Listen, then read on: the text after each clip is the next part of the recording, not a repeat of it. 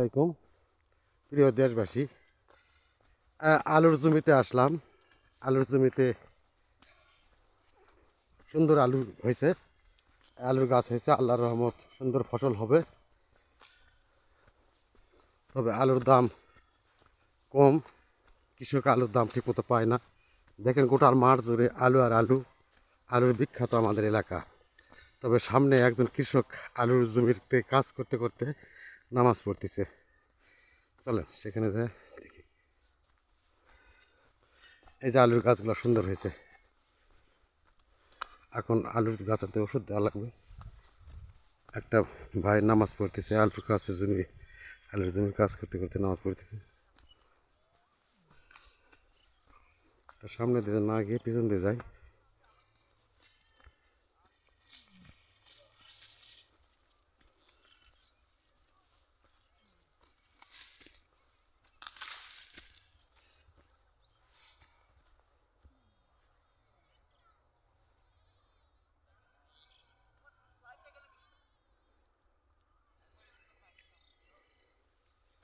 এই যে আলু প্রায় 40 দিনের মতো আলুর গাছ বয়স হয়েছে।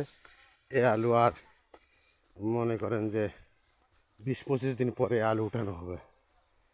আলুর জমিতে আসলাম, আলুর গাছ দেখতে আসলাম, মাঠে আসলাম। আমাদের আটমূল শিখগঞ্জ,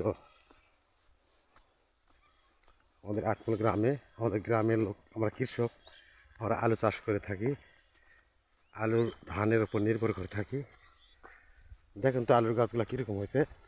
সূর্য প্রায় ডোবা ডোবা হয়েছে, সামনে সূর্য পর্যন্ত বৈকালবেলা, আর আধা ঘন্টা পরে সূর্য ডুবে যাবে। গোটা মাঠ ধরে আলু, আলু আর আলু, বিখ্যাত আলু। ধানের বীজ